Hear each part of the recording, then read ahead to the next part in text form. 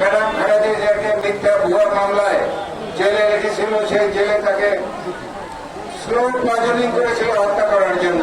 16 বছর পরে এই দুমকির মুক্ত আকাশে মুক্ত বাতাসে আমরা প্রাণ ধরে নিঃশ্বাস নিচ্ছি। আল্লাহ তাআলার কাছে হাজার শুকরিয়া আদায় করছি। ভাইরা আমার, এই দুমকি যাদের জন্য পরিচিত বাংলাদেশে, দেশে এবং বিদেশে, তাদের সবাই নাম তো নেওয়া সম্ভব না। তবে আমি জনাব MK কেরামত আলী, তারপরে মুমতাজ উদ্দিন সাহেব, আজিজ আহমদ সাহেব সহ সমস্ত মুরব্বিয়ানদের বিদায়ী আত্মার মাগফিরাত কামনা করে আমার বক্তব্য শুরু করছি। ভাইরা আমার, পূর্ববর্তী বক্তারা বিগত সরকারের নির্যাতনের কথা বলেছে। নির্যাতন কি, কত প্রকার, এটা তারা দেখিয়ে দিয়ে গেছে। কান্না সাহেব বলেছে যে আমি 800 বার হাজিরা দিয়েছি। হাজিরা দিয়েছি কোথায়? ঢাকা হাইকোর্টে, ঢাকা জজ কোর্টে, ঢাকা ম্যাজিস্ট্রেট কোর্টে, কেরানীগঞ্জে, বরিশালে, পটুয়াখালী, মির্জাগঞ্জ। হাজিরা দিলেই না, এটা কোথায় কোথায় সেখানে যাওয়া আসার সময় অর্থ দুশ্চিন্তা, আপনার চিন্তা করেন, পাগল হয়ে যাওয়ার কথা। শত শত রাত আছে যেখানে রাত্রে আমি ঘুমতে পারিনি বাসায়, কারণ ওখানে আশ্রয় নিতে হয়েছে। তো আমি তো অন্য বাসায় আশ্রয় নিয়েছি। আমার ছোট ছোট ভাইরা এই আওয়ামী লীগের অত্যাচারে বনে জঙ্গলে পশুর মতো জীবন কাটিয়েছে।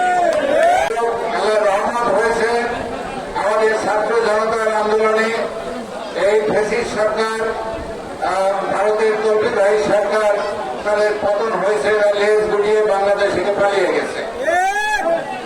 আপনারা দেখেছেন পৃথিবীর কোন দেশ নাই যারা শেখ হাসিনাকে আশ্রয় দিতে রাজি ছিল, একমাত্র ভারত ছাড়া। তো যে বাংলাদেশের পুলিশ দিয়ে এবং তার ভাড়াটি গুন্ডা দিয়ে, ইন্ডিয়ান রয়্যাল স্পেশাল এজেন্ট দিয়ে আমাদের 2000 ছাত্র জনতাকে হত্যা করেছে, 30,000 ছাত্র জনতাকে আহত করেছে, 600 উপরে সম্পূর্ণভাবে অন্ধ হয়ে গেছে, হাজার হাজার আমাদের সন্তান, আমাদের জনগণ এখনো হসপিটালে মৃত্যুর সাথে পাঞ্জা লড়তেছে। তো আপনারা চিন্তা করেন কি অবস্থা। এই অত্যাচারের কথা বলতেছিলাম, আমাদের মধ্যে এখানে খুব কম লোক আছে যাদের ব্যাংক অ্যাকাউন্ট চালু ছিল, ব্যাংক অ্যাকাউন্ট বন্ধ করে দিয়েছে, যাতে আপনার অর্থনৈতিকভাবে একেবারে পঙ্গু হয়ে যান। আপনার ব্যবসা বাণিজ্য বন্ধ করে দিয়েছিল, আপনার দোকানপাট বন্ধ করেছিল, আপনার স্কুল যেটা আপনি MPA ভুক্ত করেছিলেন ম্যাডামের সময়, ম্যাডাম খালেদা জিয়ার সময়, সেটা MPA ভুক্ত বন্ধ করে দিয়েছে।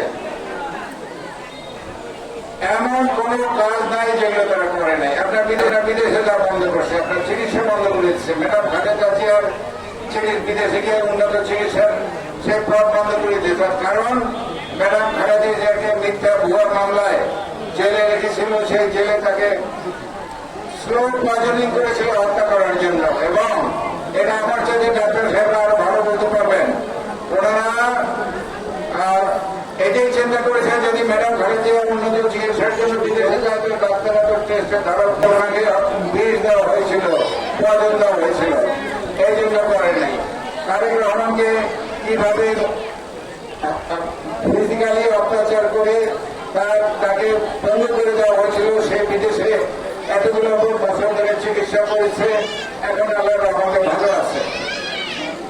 তো সেই কথা আমি বলছি যে এই ইবলিস সরকার, ফ্যাসিস্ট সরকার, অত্যাচারী সরকার, যারা সারা বাংলাদেশের উপরে একটা অত্যাচারিত আজরাইলের মতো এসে বসেছিল, তাদের পতন হতে চলে গেছে। ম্যাডাম খালেদা জিয়া আগের চেয়ে অনেক ভালো, উনি এখন ঘরের মধ্যে হাঁটাচলা করেন। কয়েকদিন আগে উনি বিপি নূরকে দেখতে গিয়েছিলেন, আপনারা জানেন। তারপরে ম্যাডাম খালেদা জিয়া কয়েকদিন আগে শহীদ প্রেসিডেন্ট জিয়া রহমানের মাজারে গিয়েছিলেন, আপনারা জানেন। অর্থাৎ আগামী নির্বাচনের আগে উনি অবশ্যই আপনাদের এই জঙ্গিতে আসবেন, আপনাদের সঙ্গে দেখা সাক্ষাৎ করবেন এবং কুশল বিনিময় করবেন। আগামী নির্বাচনের আগে তফসিল ঘোষণা করার আগেই জনাব তারেক রহমান দেশে ফিরবেন এবং উনি আমাদের এমপি ক্যান্ডিডেটের লিস্ট উনি জারি করে দেবেন ইনশাআল্লাহ।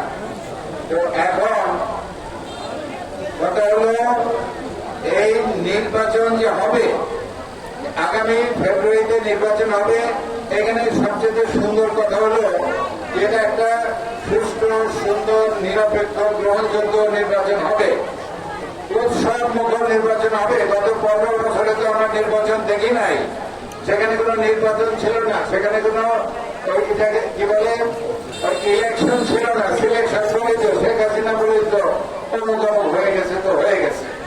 তো দিনে